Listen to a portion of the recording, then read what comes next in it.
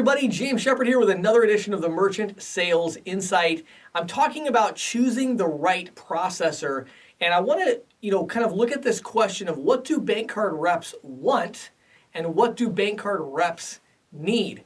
So on a monthly basis, I get about 40 to 60 salespeople, I would say on average, that will reach out through my website. If you go to ccsalesper.com, I have a, find a processor there. And I just do these free 15-minute call or Zoom sessions and just talk to people about choosing a processor. I did I think 6 of them today. And we just talk about it. I have a lot of different processing companies I recommend. Just depends on kind of the situation and kind of what you're going through there. And one of the things that I notice in these conversations is that there's a pretty big disconnect between what Bankcard reps want and what they're asking me about, and what they actually need. Now, I had a recent podcast interview with a good friend of mine, Brian Kamstra, who's a senior vice president over at Payrock, Payroc. I really like Payrock. I love what Brian's built. He's been in the industry about 20 years. And I think kind of person for person, he's got one of the highest average residuals per rep in the industry. He's done a really great job of building a strong 1099 team. So definitely check out that interview. It's called Building High Performance Sales Teams. But as a result of that interview, I asked Payrock if they would want to sponsor this edition of the Merchant Sales Insight, which they agreed to do, because I think they embody a lot of the things that we're going to talk about. So I'm going to dive in and talk to you about 4 things that sales agents, 1099 agents specifically, 4 things that they really need when they're talking to a processing company and thinking about who they should partner with. So number 1 is competitive compensation. Now, you might think to yourself, well, James, wait a minute, competitive compensation, is that really at the top of your list? And it is at the top of my list. Why is it top of my list? For 2 reasons. Number 1, it is the only thing that sales reps seem to care about when they're talking about choosing a processor. That's unfortunate, which we're going to talk about in a minute, but it is the only thing they seem to care about. But secondly, I actually do believe it's the most important consideration. However, notice I did not say find the processor with the highest compensation. I said make sure that they have competitive compensation, okay? Now here's why I say that.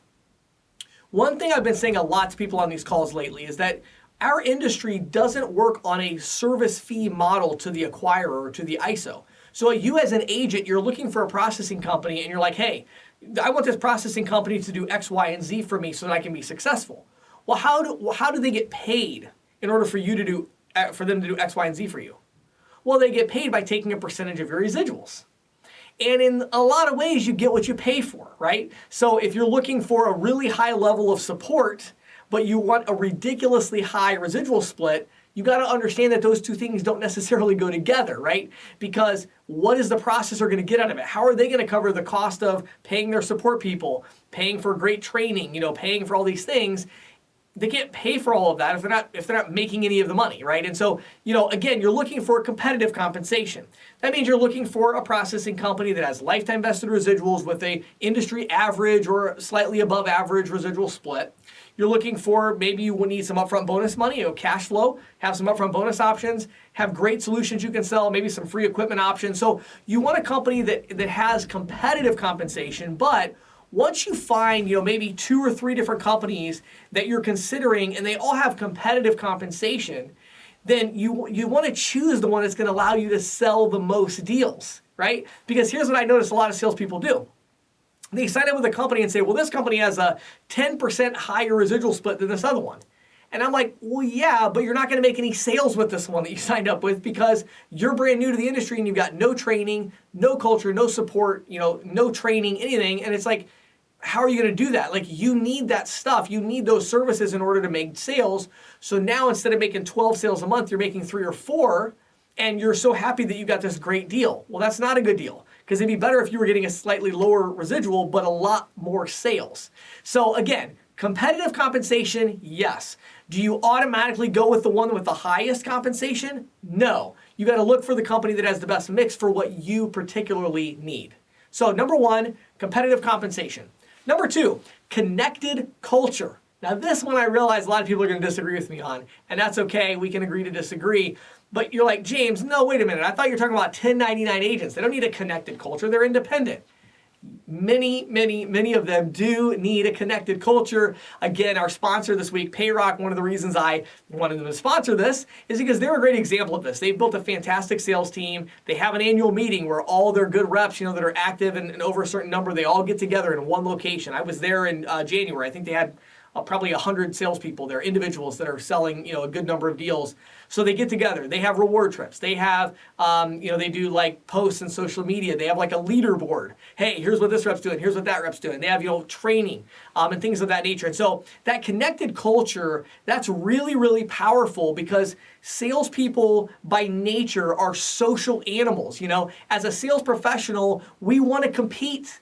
We want to be connected. We want to be motivated. We want, again, maybe we don't want, hand-holding and micromanagement. That's not what we need if we're a top sales professional, but it is kind of nice to be part of a team and to know, hey, this is my place on the team. I'm doing good relative to everybody else, or there's room to improve, or can I reach out to this rep and ask them for advice about something so that I can grow as a person, as a sales professional. So competitive compensation, connected culture. Number 3, creative capital. Creative capital. What do I mean by this? The cost of acquiring merchant accounts is going up. That restaurant doesn't want a standalone terminal anymore, That restaurant probably wants a multi-station point of sale solution, right?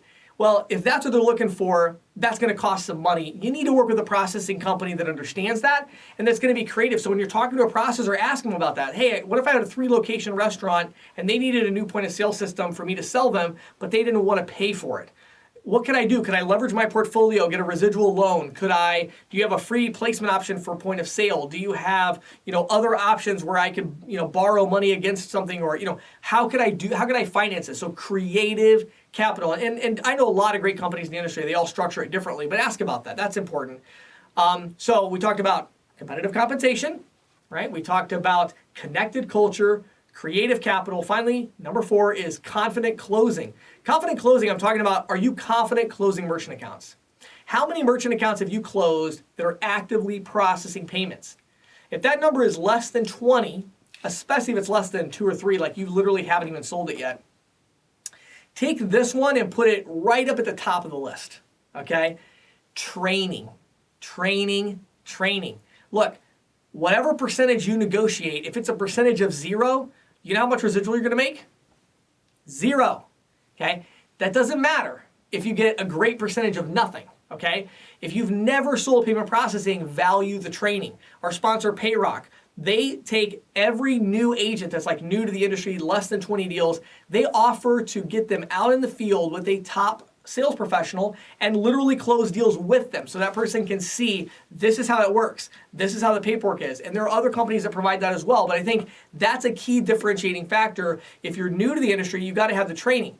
If you're experienced, you want to do best practices, right? You want to share best practices. You want to be talking to other people who are selling just like you are and exchange ideas. Again, back to that connected culture. And so confident closing. Are you confident closing merchant accounts? If not, put that way up on your priority list. And as you look for the right processor, think through that. Well, I really appreciate you taking time to watch, listen to, or read our Merchant Sales Insight. I've been loving this publication. If you're looking to choose the right processor, let me give you a couple of links. Number 1, you could go to ccsalespro.com and right at the top, click on Find a Processor. Again, no commitment. I take 10, 15 minutes. I do 50, 60 of these calls a month. And I talk to you about choosing the right processor. Me personally, not anybody on my team. I do it personally. Something I've done literally for like 10 years. I love doing it. I love being a help that way. If you'd like to learn more about our sponsor, Payrock, you can go to payrock.com/go. payrock.com/go. Payrock.com/go. Check it out. They've got some really great dual pricing and other things there that you can check out. My name is James Shepard. Thanks for watching and listening.